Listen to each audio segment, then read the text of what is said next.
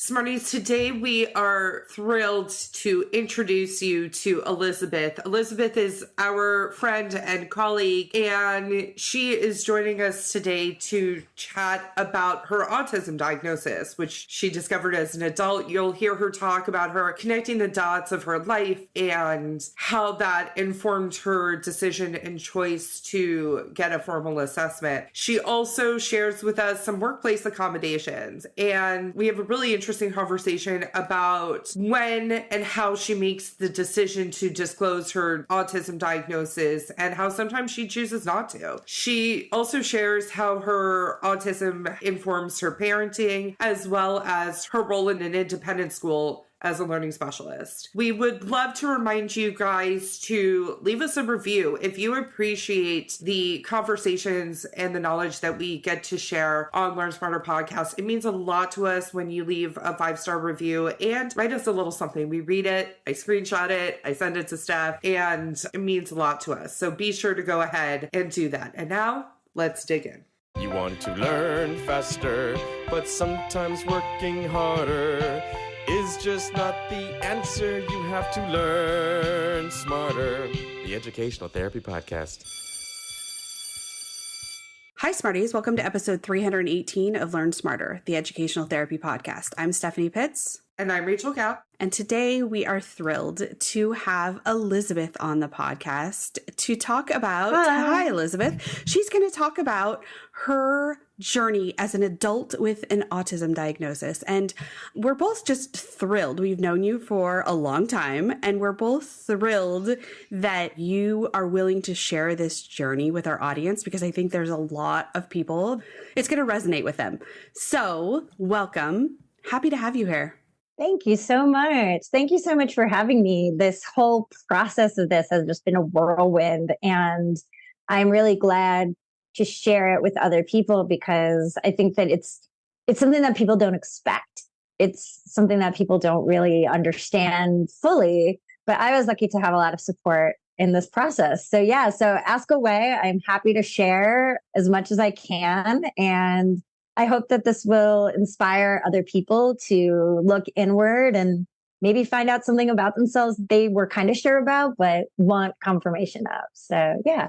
Yeah. Let's just say straight up, we've known you a very long time. You run in the same circles. Yeah. I was going to say probably we know you 10 years. Yeah, we've known each other for a while. And right now I'm at a school, an independent school. I've worked as an ed therapist. I've worked as a classroom teacher. I've worked as a preschool. So through education, I've pretty much done it all. So all the things. All of the things. Hashtag all the things. Yeah. So why don't you share a little bit more about who you are and what you do, and sort of, maybe we should just start up straight off the bat. We're discussing sort of your internal exploration, this journey you've been on the last, I want to say year and a half. Does that sound right? That's about right. But really for me, when I look back, this journey started for me basically after I graduated college and went into the workforce.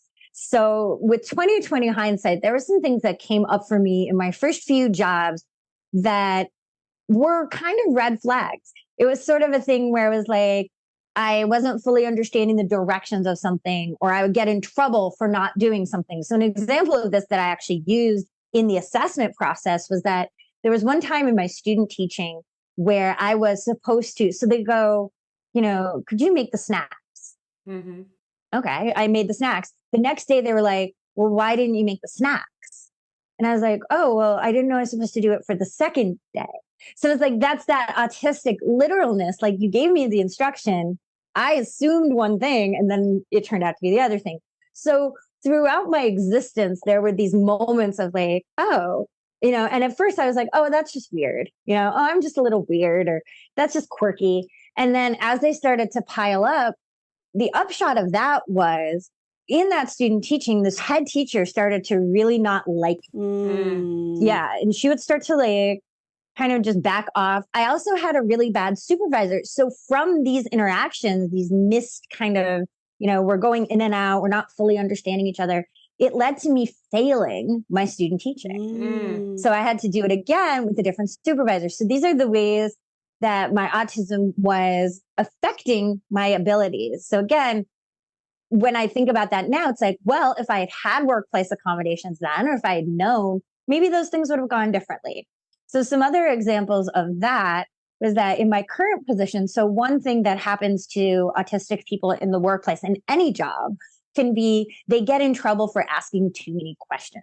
And questions for an autistic person are very direct. I'm not trying to question you in a sarcastic way. I'm not trying to question you in like, oh, actually, you're just wrong and I'm asking that question. But a lot of times people interpret it that way. So I was working with a colleague and she was the person who was supposed to support me. And all of a sudden I get an email from her. I mean, she's overstressed. She's doing like 8 people's jobs, but she's like, I can't answer your questions anymore. You're going to have to take the reins for yourself.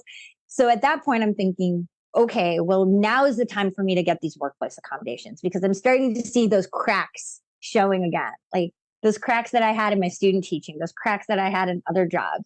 So I was like, you know what? I'm starting to think something's going on. Let me investigate further. And so I kind of started getting a whiff of that again.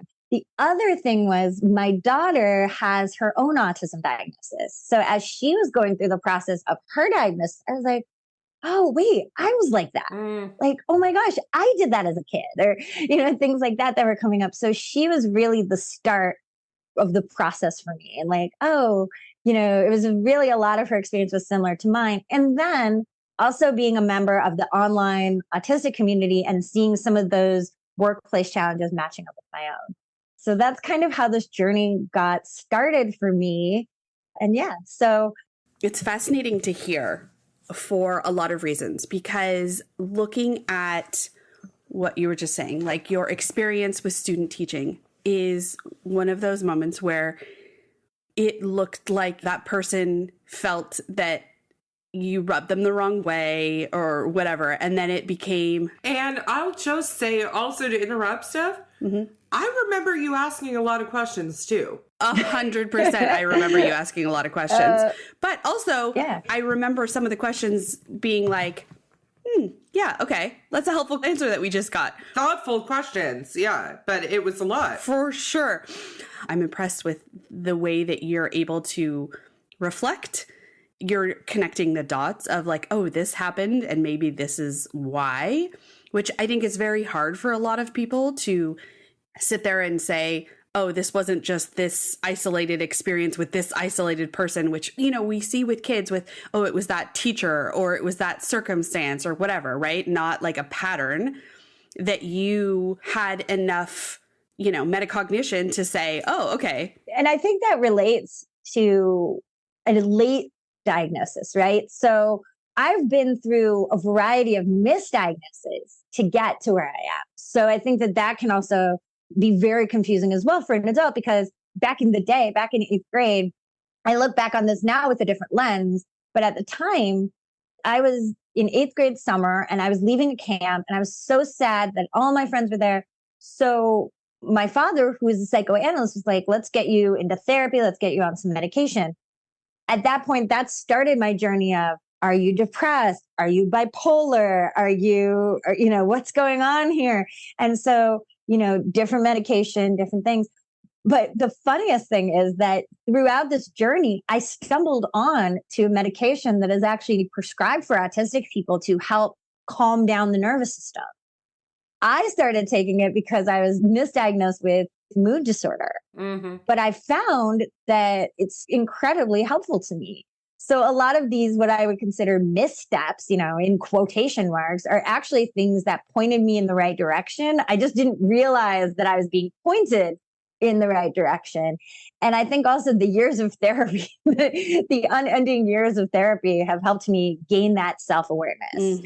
And so as I look back through this lens of now I have a different framework of describing what happened, those little light bulbs are still going on, even though the journey was kind of tough, I would say. Fair enough. But again, happy to get here. And I think the questioning, just to be a little bit more specific, is like questioning of authority, because it kind of comes off as like, well, why am I going to do it your way? It's not so much like asking a question in class as it is more of, it comes off as questioning somebody else, and I think that's where we get into trouble as autistic people too, I think so, because like what you were really doing when I'm thinking of the questions particular is you were just trying to get clarity around expectations. Exactly. Yeah. And I mean, we'll get to that. But in my workplace accommodations, that's something that was really important to me, to other people to understand.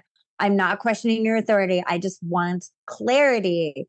Clarity for an autistic person is like manna from heaven. Like, please give me the clarity. Well, yeah, like if they had said to you in your student teaching, you're responsible for snack every day, Da da da, right? Like, you would have done the snack every day. this is something that's talked about a lot in the autistic community. It's called the double empathy problem, right? It's like this idea that we put a lot onto autistic people or any neurodivergent people, really, like ADHD, dyslexia, whatever. We put the onus of change onto them. They're the ones who have to change to fit our world. They're the ones who have to come into alignment with us as neurotypical people. But it's a two-way street. So it's both, how will my neurotypical coworkers come to meet me in the middle? And also, I do need to meet them in the middle. I need to understand that when they say, do the snack, there might be something missing. So maybe I do need to ask a clarifying question. Maybe I do need to make sure that there wasn't anything that got missed. So it's this idea of empathy and understanding being a two-way street versus how we generally want it to be a one-way street. And the double empathy, it really resonates with me as a late diagnosed autistic person, because it frees me up from all of a sudden feeling like I have to just completely change who I am. No, I don't have to completely change who I am. I just now have an awareness of how other non-autistic or neurotypical people will interpret me. And I think that's really valuable. It is valuable. Okay, so let's go in order. Yeah. So you were observing what was going on with your daughter and sort of the things that were happening. You were relating. You did take the step to go and do an assessment for yourself. But I guess my question for you is, I mean, you knew what the outcome was going to be. Yeah, pretty much. Yeah. So why did you go ahead and take the step to do the formal testing and do all that when you sort of knew the outcome? Really good point, because I personally believe that as an autistic person, self-diagnosis is a completely valid expression of autism. There are plenty of people, and I started this way. I actually explored my diagnosis starting off as self-diagnosed. So I want to really be clear that I think that is absolutely valid. If you self-diagnose as autistic, you are autistic. And I don't see it necessarily as so much of an identity. But if you feel like your life experience fits the constellation of autism and that's how you experience the world, self-diagnosis is completely valuable. For me, the reason that I took that next step was really what was happening at work. And really what was like those cracks that were starting to show. And again, nothing was overt. Nothing was like awful. But when I got that email back about like, I'm sorry, I can't answer your questions anymore. You asked too many questions.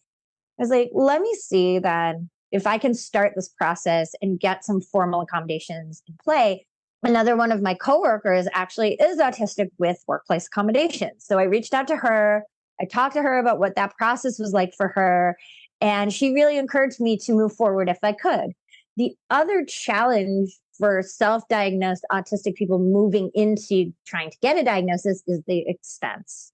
It was expensive and it always is expensive. Just like when I send a family out to get a neuropsych, I know it's going to be expensive. And, and it wasn't cheap. But again, at that point, I knew that that's what I wanted. I've also used accommodations at the airport. So it's not just like workplace stuff. It's like I can actually get on a plane earlier. Like I've asked for that. So I think that was really my desire to get accommodations that made me take that next step. It wasn't so much, am I autistic or not? No, I kind of knew. I was self-diagnosing way before the assessment. But yeah, so that was kind of how the ball started rolling. Fascinated. I know we'll probably touch on this when we talk about the actual accommodations. Is the other thing, I didn't just want my accommodations to be like a safety net for me. I also wanted it to be my operating system. So for those people who are able to know my accommodations, like my current boss, it's also, how do you work with me? What will be to your advantage to work with me? If you give me feedback, do it this way. So I think there's also an aspect of just like wanting to be the best possible employee, which sounds kind of funny, but like wanting to be the best possible employee, if you do these things, you will get the best out of me. So again, it's that double empathy. It's the two-way street. It's like, here's what I need from you, and here's what I can give you in return. So that was also why I wanted to do it. I want people to understand that there are really good ways to work with me. And not so many, like, don't just tell me to do the snacks. Yeah, don't just say do snacks. Explain it. Don't just say the snacks. We can work together. My question to you is, with the formal diagnosis, you were able to get the accommodations. Could you have gotten accommodations without the formal diagnosis? Yes and no. So some of the things that I wanted were very big asks. Okay.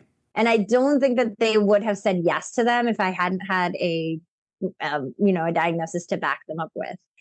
The other thing is, for me, it's a protection. Mm-hmm. There's also a certain shield of accommodations. Like, there are people who I find in my workplace rub me the wrong way, right? And so if they knew my diagnosis, they might start to say, I can't work with her because she's autistic. And then at that point, that's when HR gets involved. I'm sorry, we can't discriminate against you because of your autism. We are not allowed to do that. I'm sorry. Please leave her alone. Mm-hmm. That kind of thing. Okay. But yes, I could have had I wouldn't even call them accommodations at that point, just certain things people could know about me. But they wouldn't necessarily know why, and they wouldn't necessarily follow through.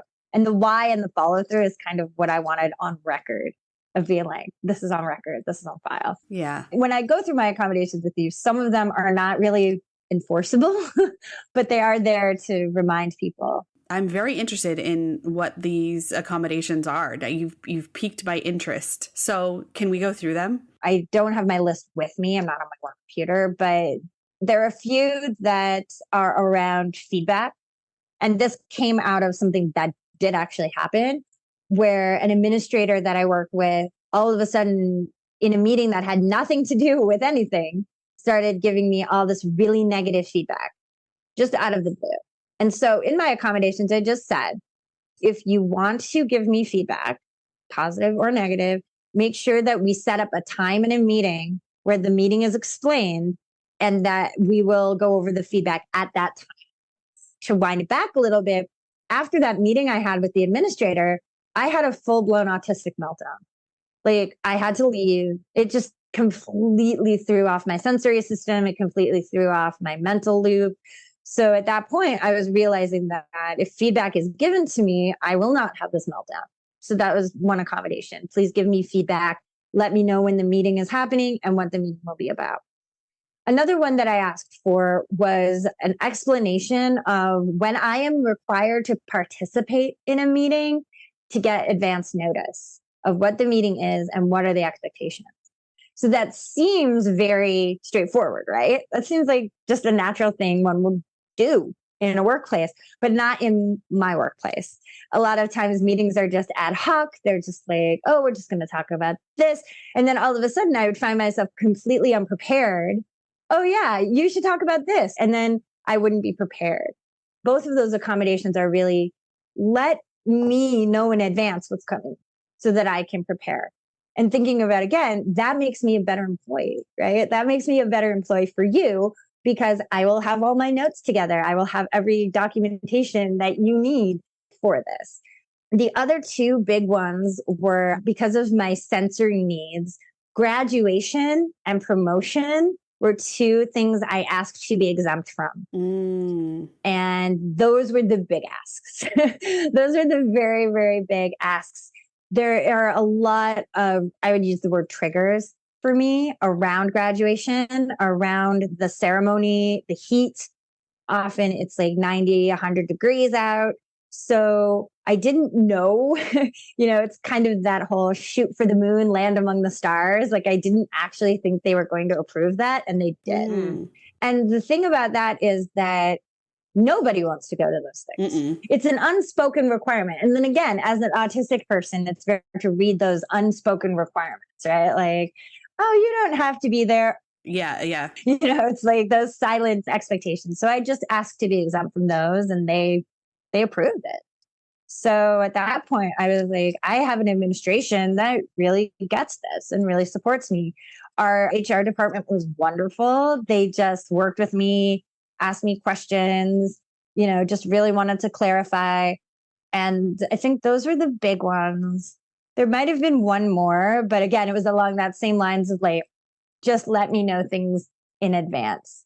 I had to figure out my job from scratch. And that was an incredibly anxiety provoking experience for me. So I just also put in there the idea that if any of these expectations change or we're adding new things in or new expectations, that we get those in writing so that it's not just a verbal agreement. It's that now you're taking on X responsibility. Here's what that looks like. And now you're taking on Y responsibility. And these are the outcomes that we expect. Yeah, these are the outcomes we expect. Here's the follow through.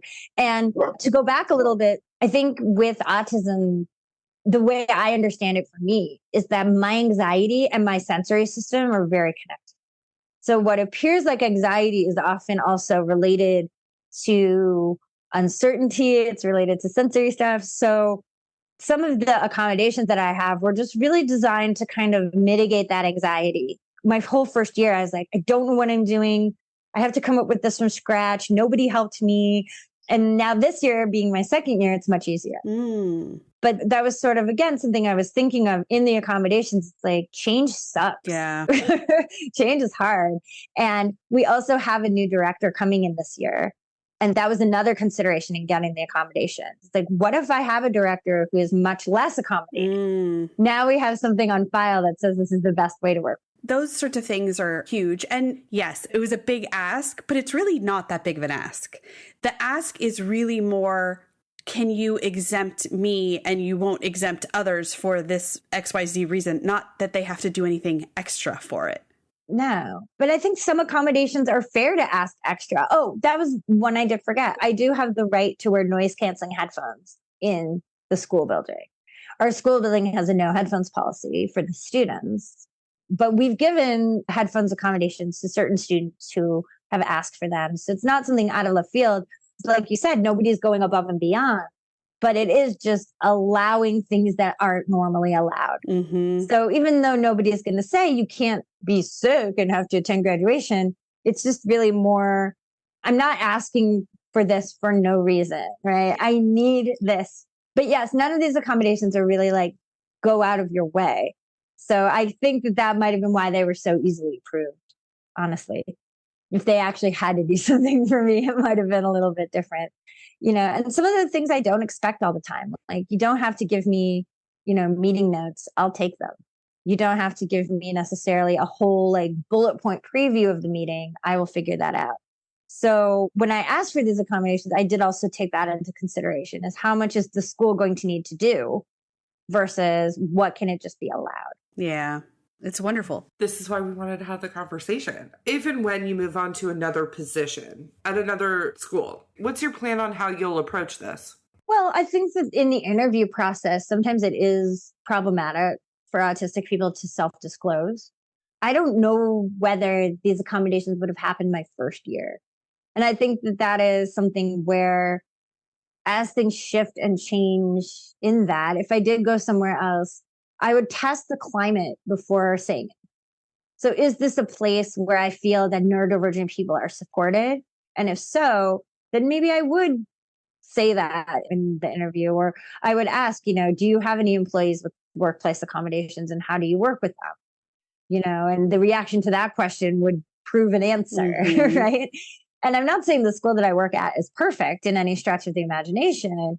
And I may have stumbled into something. So I think that it really is hard because some places don't want to hire autistic people. Some hiring managers, they say they won't discriminate, but they do, So in answer to your question, I'm not really sure.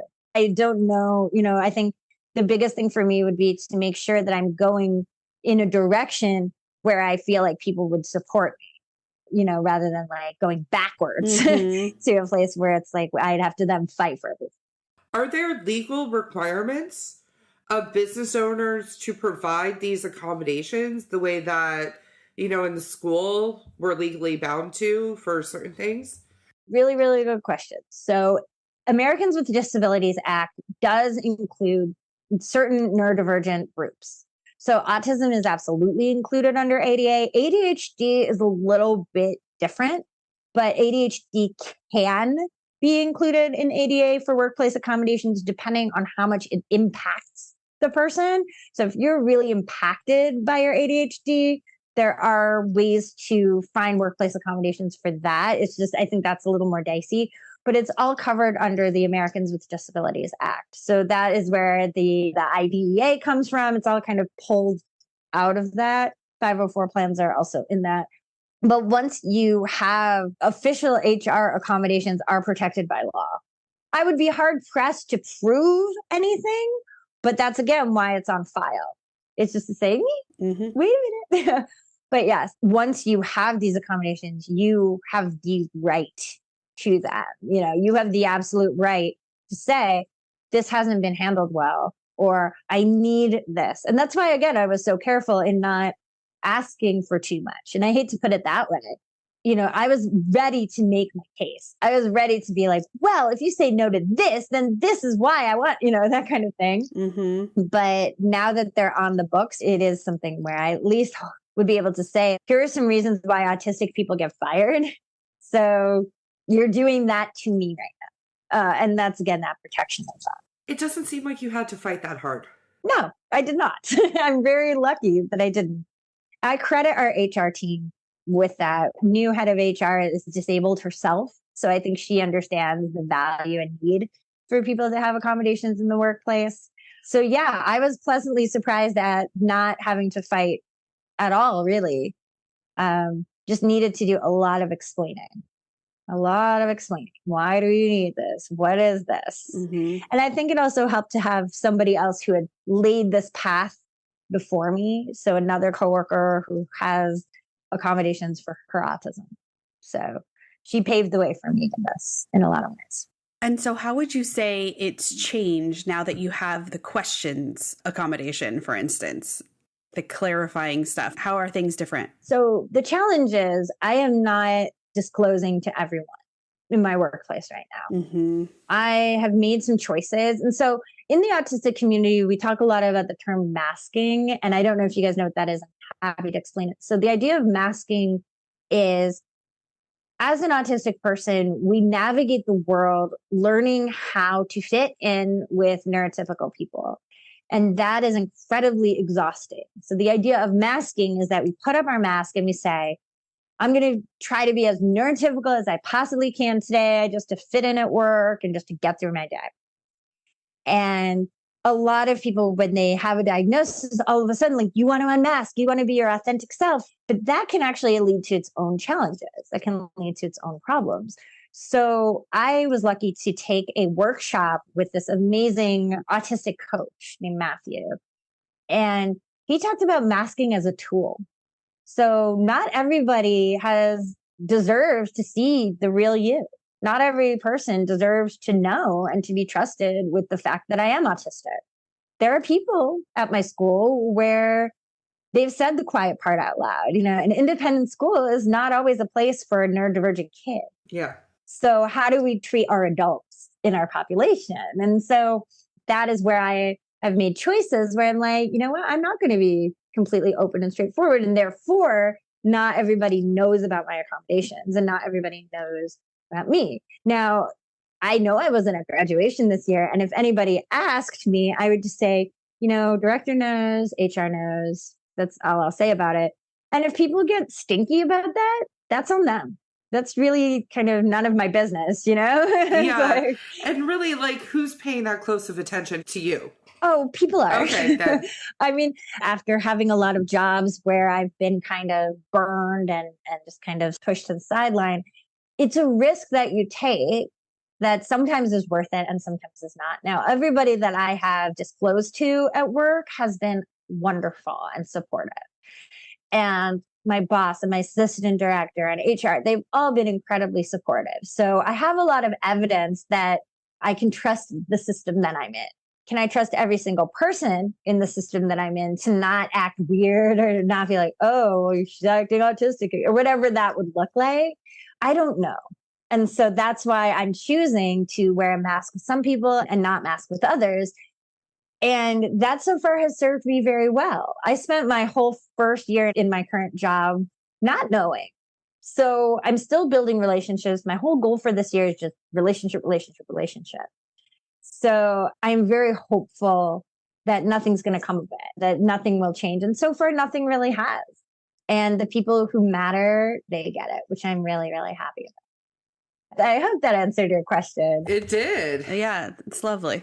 One thing that I've had to come to terms with is that not everybody is going to like me, right? If I unmask and I show my autistic self, like part of my job is rubbing people the wrong way. Like part of my job is standing up for our students and telling teachers, hey, that's not cool. Like how you handled that situation was not great. So even just in the very nature of my position, I am going to, I'm sorry, teacher who's been teaching for 30 years, like you can't do it. So part of my job is just doing the job. And you don't have to like me. We have to get along enough to be coworkers. At the end of the day, that's where I'm really lucky to be in the workplace that I am, because people get that. They appreciate that about me. I've gotten an email from my boss after I stood up to a teacher in a meeting saying, thank you. So it's like my autistic tendency to be an advocate and speak the truth is valued here. Other places that nail that sticks up is going to go, wham, you're going to hammer it down. Don't say that. So I think it's a big combination of things. I'm very, very lucky. And also, I think this is something I want to acknowledge too. I have a ton of privilege when it comes to my autism. I have a ton of privilege because I can afford to get an assessment. I can afford to take my daughter to all these really expensive therapies and camps. And so I think that for me, when you guys ask me about like who should get a diagnosis or, what's it like, there are so many barriers in our society to autistic people of color getting the support that they need, autistic people who don't speak English getting what they need. So I am very, very blessed to be in an environment that supports me and to be in a workplace that supports me. And I also acknowledge that not everybody is as lucky as I am or as privileged as I am. So I put that out there only to say that, everything smells like roses, but that really isn't always the case. And part of my heart is in supporting those autistic adults who don't have the luxuries that I have. You'll hear stories about like people can't keep down a job. There's discrimination, there's colorism, there's all this stuff. And so I just put out there that I'm pretty lucky to not have had to fight, to have people that support me. How has it informed your parenting? Oh, it's amazing. I actually have a story to tell about this. So last night, my daughter was having a really, really hard time getting to sleep, like so hard. Like she was just running around, spinning, just doing all of her sensory stuff. And I thought about it to myself. I was like, if I were in her shoes right now, what would I need to calm myself down as an autistic person who can get into sensory overload? And when I tapped into that, I was able to get her to go to sleep. I gave her really deep pressure back rubs. I sat with her. And a lot of parents, the super nanny, would have been like, no, just go in your room and calm down. Just go in there and stay quiet. And what she really needed, and this comes from my understanding as an autistic adult, she needed her literal nerves, her nervous system needed to calm down. If she could calm herself down, she would have. Mm-hmm. So the information that I have for myself, it's like, oh, I need to take a shower. I need to do something that physically changes my situation or the temperature in the room where there's a loud noise. So knowing that helps me get my daughter to bed. If I had just done like more traditional style parenting, she would have had to just knock herself out. And we've had nights like that. But I think it makes me such a better parent for my daughter because I have a more nuanced understanding of what she's going through. So I think it's been a really great opportunity to change my parenting, to shift my parenting into something that really works for her. Mm-hmm. To be fair, though, my daughter also has language processing challenges that are a bit different than my own growing up. So it's not a one-to-one correspondence, but it does help. Sounds like it. That's awesome. What do you want other people to know? So much, so much. I can make my own podcast about what I want other people to know. But I think that A couple of things that I would say to other adults looking into this process: make it all about you. This is all about you. Don't worry about whether or not you're going to get the workplace accommodations. Don't worry about it. If you can't afford it, that's fine. You can self-diagnose. If you can, great. You'll find something out about yourself. But it has to be what you want, and it has to be something that you do for yourself and not for other people. You can get so much out of it, but it's also something where if you truly believe you're autistic and you got it and it works for you and you're trying your best, that also works. So I think that this is a great thing for some people, but you are totally within your rights to not want to get a diagnosis, and that's okay. The process after, what happens after you get a diagnosis, is also really interesting because it can really shake you. It can shake your world. And even though like sometimes it's like, oh, well, I already knew that about myself, having the formal diagnosis can be a game changer, both for good and for bad. So it's an emotional roller coaster. So also, if you are going to do it, make sure that you have the emotional support system in place to deal with what might be the fallout for you. And I don't mean that in a bad way. It's a totally new frame to see your life through. And with that, you're going to have to just think about things in a new way. For me, the biggest one was my sensory system. Understanding now, I didn't even know when I was hungry. Like, I didn't know hunger. And so this is something that is a part of autism. It's called interoception and knowing your body. So I had a huge shift in my understanding, and that was a positive, but it can be a shock. So I think that would also be something I would want people to know is this can be really positive. There are also people out there who say they wish they never had a diagnosis. Mm-hmm. And I've seen some of those people and I've talked to them. So I would also say just do your homework. Make sure that you really do this for yourself. You know what you're getting into. And for me, again, I'm lucky to say it has been an amazing experience for me. Again, there is nothing wrong with deciding this is not for you. And in the autistic community, there are divides between self-diagnosis and medical diagnosis or clinical.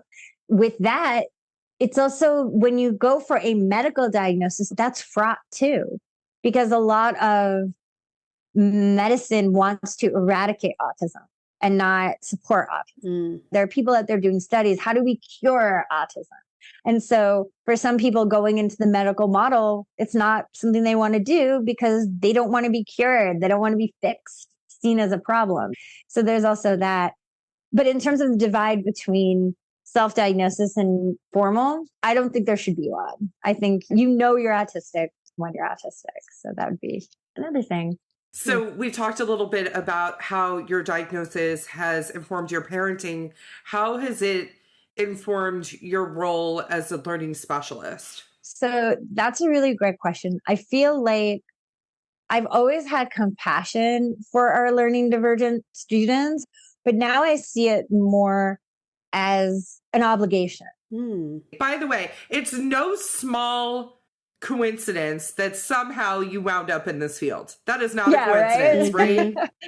Yeah. The stars aligned. I mean, I've always felt quirky. I've always definitely had my own thing. But I feel like now, though, and this is something that I do struggle with a little bit, because if I am not fully living my truth, my autistic truth on campus, how can I expect our students to want to take their accommodations or not feel shame? So I'm not out to our student population yet, but that's something that I'm considering, because the biggest goal that I have for my students with accommodations is that they feel whole in their diagnoses. They feel proud of themselves as learners, and they work twice as hard as these kids who you look around and they're just the A+ student. You know, we all know that they hit their wall in high school, right? Or they're going to hit their wall in college. Whereas the kids who have been working on reading or working their whole lives on these things, they develop that grit. It makes me more compassionate. It makes me more of a fighter when it comes to like getting my students the accommodations, because I had to advocate for my own accommodations. And I want that same fire for my students. There are a lot of kids at my school who they feel ashamed. They feel bad. They feel like they're not good enough. They look around, everybody's better than me. Everybody's getting A's. I'm getting a C. And those are the kids that I want them to know that their diagnosis doesn't make them dumb. It doesn't make them stupid. And so I think that my own diagnosis has lit that fire, both of compassion and advocacy for the students that I work with. Love that. Mm-hmm. Thank you for being here. Thank you for your vulnerability. And let's end on that note. Yeah. And thank you for doing what you do and being willing to share. My pleasure. All right. Have a great week, Smarties. Have a great week. Have a great week.